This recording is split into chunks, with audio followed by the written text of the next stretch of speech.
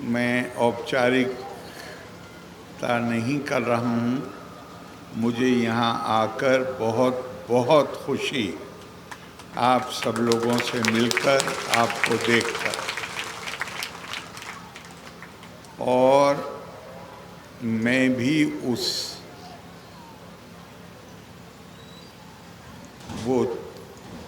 वो चेतना मेरे अंदर है कि भारत के आदर्श पुरुष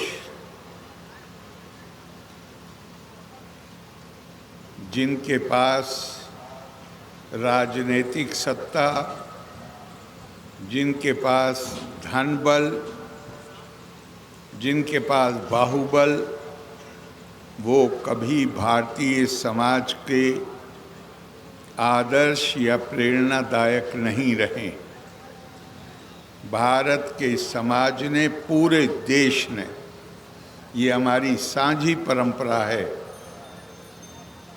अगर उन्होंने आदर्श माना है, अगर उन्होंने प्रेरणा ली है, तो ऐसे सन्यासियों से, संतों से, मनीषियों से, महर्षियों से ली है जो आज भी हैं और जिन्होंने लिख के हमारे लिए एक बड़ा सरमाया। हमारी संस्कृति 5000 साल पुरानी है। ये तो गुलामी के दौर की विरासत है, जब हम अपनी परंपरा को दूसरी परंपराओं के साथ उसका की तुलना इस तरह करने लगे जैसे दो धाराएं बराबर में बह रही। ये धारा तो वो है जो समावेशी धारा है, जो सबको अपने अंदर, सबकी, किसी की भी दुनिया में उनकी अपनी, उनके लिए सम्मान है, उनका तरीका जो है उसके लिए स्वीकार्यता है। और मैं तो कहूँगा कि एक तरफ सनातन की परिभाषा ये की जा सकती हो कि जो ये मानता हो कि हर किसी को ये अधिकार है, उसका नैसर्गिक, उसका जन्मजात अधिकार है कि वो अपने तरीके से अपने पैदा करने वाले तक पहुंचने की कोशिश कर सके, उसका आत्मबोध कर सके, वो सनातनी है। और भी बहुत सी परिभाषाएं हो, यो मां पश्यति सर्वत्र सर्वम चामयि पश्यति तस्याहम न प्रीणश्यामि साचा में न प्रीणश्यति। जो समस्त जीवों में मुझे देखता है, यानी प्रभु को देखता है, और उस एक प्रभु में सबको देखता है। भगवान कृष्ण कह रहे हैं, न वो कभी प्रभु से अलग होता है, न कभी प्रभु उससे अलग होते हैं। ये जो सार्वभौमिकता है, मैंने महाराज जैसे किसी ज्ञानी से, कई साल पहले की बात है, मैंने पूछा, महाराज हम कहते हैं सर्वे भवन्तु सुखिनः सर्वे सन्तु निरामया सर्वे भद्राणि पश्यन्तु माँ कश्चित् दुर्भाग् भवेत्।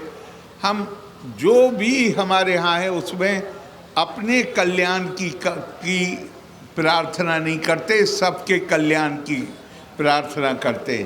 कोई ऐसी भी प्रार्थना है जिसमें अपने कल्याण की बात की गई हो और सबको नकारा गया हो, या ये कहा गया हो जो ये मानते हैं उनका कल्याण हो? वो ज्ञानी पुरुष थे, उन्होंने क्या मुझसे कहा, ऐसी कोई प्रार्थना मेरे भी सामने से आज तक नहीं गुजरी। तो ये देश, इसकी संस्कृति अकेली है जो सबके कल्याण की बात करती। हम उससे कितना परिचित हैं, हमारा आचार उसके कितने अनुसार है, इसमें हमारे अंदर कमी हो सकती है, लेकिन हमारी परंपरा में, हमारे महर्षियों की, मुनियों की, मनीषियों की सोच में, तो अभी महाराज ने बताया कि हमारी कल्पना तो है कि पूरा विश्व हमारा परिवार है और ये एक जगह नहीं है, सब जगह इसी पर जोर है। अन्नपूर्णे सदा पूर्णे शंकरा प्राण वल्लभे ज्ञान वैराग सिद्धयर्थम भिक्षाम देहि पार्वती। माता च पार्वती देवी पिता देवो महेश्वरा। बांधवा मानवा सर्वा। सारे इंसान आपस में एक हैं, भाई हैं, एक परिवार हैं। सौ देशो भुवन तिरेयम। और मेरा देश क्या है? जो जिसके नाथ महादेव हैं, वो मेरा देश है। ये भारतीय, एक और जगह बड़ा सुंदर कहा गया है, यो वे भूमा तत्सुखम नाल्पे सुखम अस्ति। जिनकी सोच बड़ी होती है,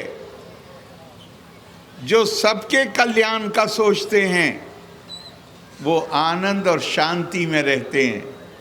न अल्पे सुखम अस्ति। और जो केवल अपने बारे में छोटी सोच रखते हैं कि बस मेरा कल्याण हो, उन्हें कभी चैन और आनंद जीवन में नहीं मिलता। ये भारतीय संस्कृति, इसका सार्वभौमिक दृष्टिकोण है। हम व्यक्ति को इस तरह, ये संस्कृति व्यक्ति को इस तरह नहीं देखती कि मैं कहाँ पैदा हुआ हूँ, मेरी खाल का रंग क्या है, मेरी उपासना पद्धति क्या है। तो कहती है अहम ब्रह्मास्मि तत्त्वमसि। वही परमात्मा जीवात्मा के रूप में जो आपके अंदर है, वही मेरे अंदर है। और ये आत्मा का बंधन है। मैं कहीं भी पैदा हुआ हूँ, ये मेरा परिवार है। आत्मा का बंधन है जो मुझे आप सबसे बांधता है। यही है हमारी संस्कृति। हमसे कहा गया है, हमारा जो श्रेष्ठतम आदर्श है भारत का, वो एकात्मता है। हम इन आँखों से विभिन्नता को देखते हैं। एक माँ बाप से पैदा बच्चे भी एक जैसी शक्ल नहीं होती, एक जैसी पसंद नहीं होती, एक जैसा खाना नहीं खाते। ये विभिन्नता हमें इन आँखों से नज़र आती, लेकिन हमारी संस्कृति ये कहती है इस विभिन्नता का आदर करो, इसे स्वीकार करो। ये नैसर्गिक है, ये कुदरत का कानून है, मगर यहाँ रुको मत। ये शारीरिक आँखें हैं, ज्ञान चक्षु अपने विकसित करो।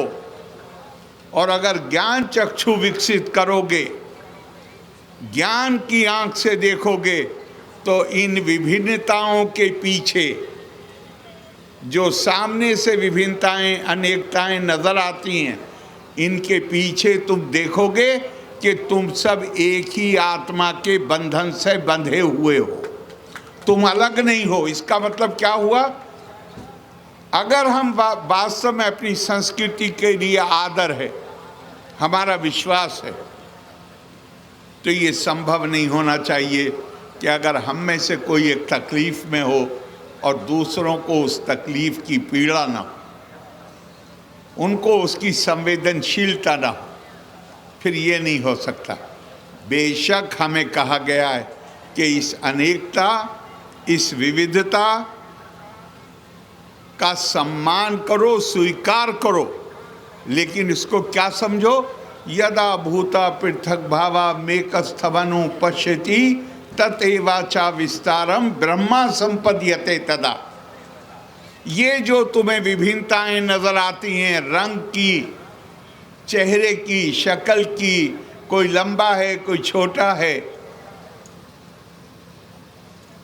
अगर तुमने ज्ञान की प्राप्ति तुम्हें हो जाती है, तो ये सारी विविधताएं नगण्य हो जाएंगी और तुम हर व्यक्ति को अपने ही व्यक्तित्व के विस्तार के रूप में देखोगे। वो तुमसे अलग नहीं है।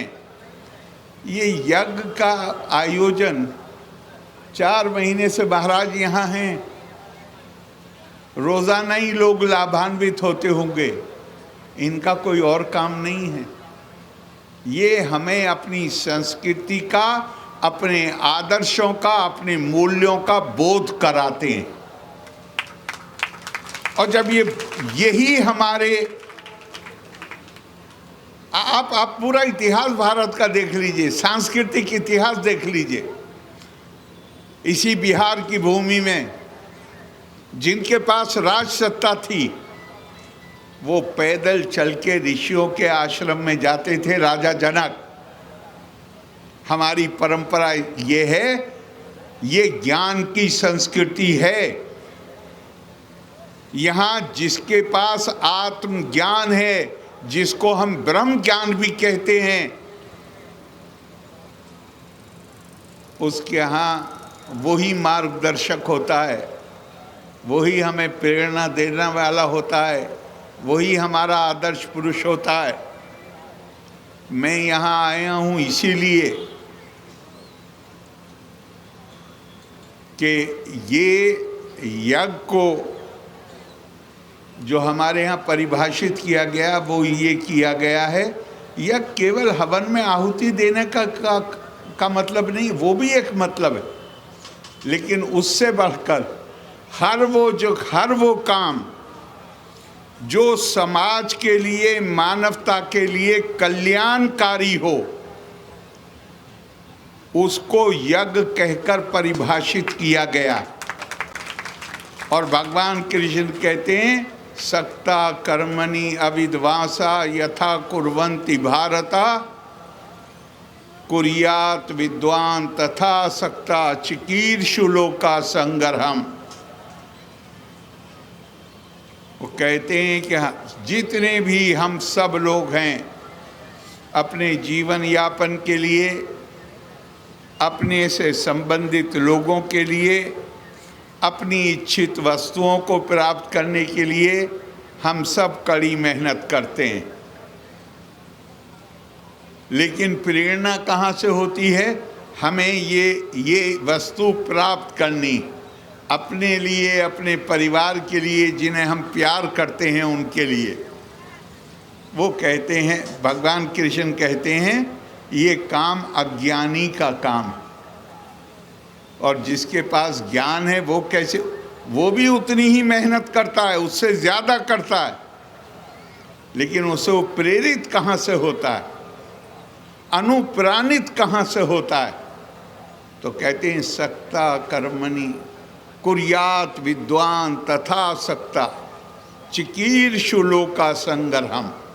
उसकी प्रेरणा, उसका एक ही चीज़ है जो उसे सक्रिय रखती है, मुझे मानव जाति का कल्याण करना है, मुझे विश्व का कल्याण करना है।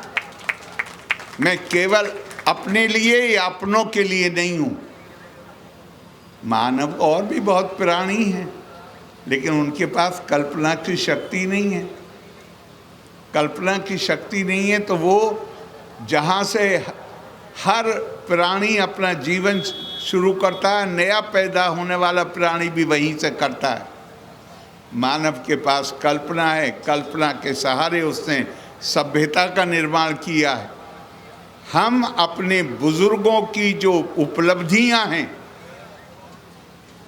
अपने बुजुर्गों के कंधों, हर आने वाली नस्ल अपने बुजुर्गों के कंधे पे खड़े होकर और आगे का सफ़र शुरू करती है।